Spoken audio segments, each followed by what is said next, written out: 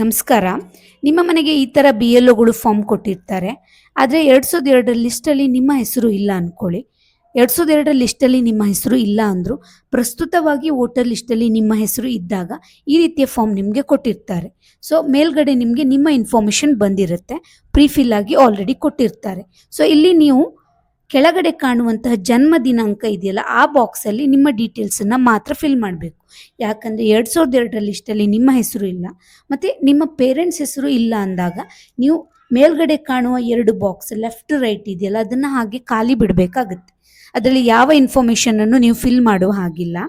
ಕೆಳಗಡೆ ಬಂದರೆ ನಿಮ್ಮ ಜನ್ಮ ದಿನಾಂಕ ಹಾಗೂ ನಿಮ್ಮ ಇತರ ಏನು ಇಲ್ಲಿ ಡೀಟೇಲ್ಸ್ ಇದೆಯಲ್ಲ, ಅದನ್ನು ನೀವು ಸರಿಯಾಗಿ ಫಿಲ್ ಮಾಡಬೇಕಾಗತ್ತೆ. ನಿಮ್ಮ ID ಪ್ರೂಫಲ್ಲಿ ಏನಿದೆ ಹಾಗೆ ನಿಮ್ಮ ಡೀಟೇಲ್ಸನ್ನು ನೀವಿಲ್ಲಿ ಕೊಡಿ. ಕೆಳಗಡೆ ನೀವು ಕಾಣ್ಬೋದಿಲ್ಲಿ ಕೊಟ್ಟ ನಂತರ ನೀವಿಲ್ಲಿ ಸೈನ್ ಮಾಡಬೇಕಾಗತ್ತೆ.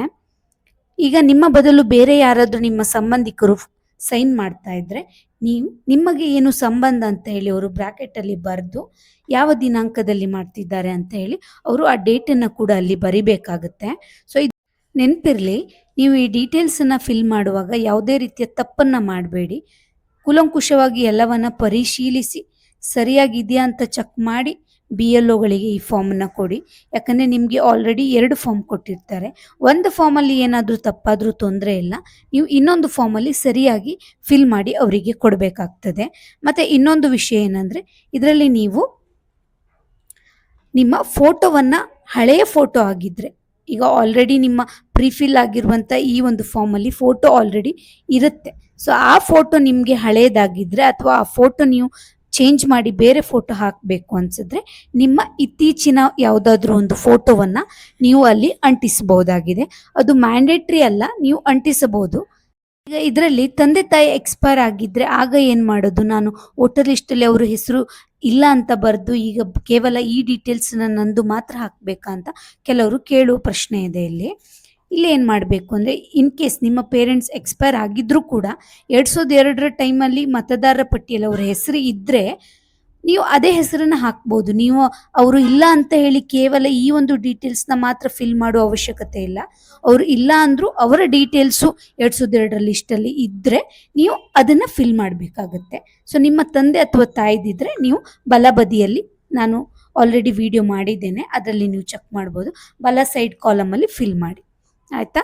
ಸೊ ಇದಿಷ್ಟು ಮಾಹಿತಿ. ಸೊ ನಿಮಗೆ ಇದರಲ್ಲಿ ಏನಾದರೂ ಡೌಟ್ ಇದ್ದರೆ ನೀವು ನನಗೆ ಕಾಮೆಂಟ್ ಮಾಡಿ. ಸೊ ಮತ್ತು ಇನ್ನೊಂದು ವಿಷಯ, ಈಗ ಇದರಲ್ಲಿ ನೀವು ನಮ್ಮ ಸಂಬಂಧಿಕರ ಯಾವುದೇ ಒಂದು ವಿವರಗಳು ಇಲ್ಲ, ಈಗ ನಾವು ಏನೇನು ಡಾಕ್ಯುಮೆಂಟ್ಗಳನ್ನ ಸಬ್ಮಿಟ್ ಮಾಡಬೇಕು ಅಂತ ನಿಮಗೆ ಕ್ವಶನ್ ಬರುತ್ತೆ. ಸೊ ಇಲ್ಲಿ ಏನು ಮಾಡಬೇಕು ಅಂದರೆ, ಎಲೆಕ್ಷನ್ ಕಮಿಷನ್ ಅವರು ಆಲ್ರೆಡಿ ಲಿಸ್ಟ್ ಆಫ್ ಡಾಕ್ಯುಮೆಂಟ್ ಯಾವುದನ್ನೆಲ್ಲ ನೀವು ರೆಡಿ ಮಾಡಿ ಇಟ್ಕೋಬೇಕು, ಸಬ್ಮಿಟ್ ಮಾಡಬೇಕು ಅಂತ ಆಲ್ರೆಡಿ ತಿಳಿಸಿದ್ದಾರೆ.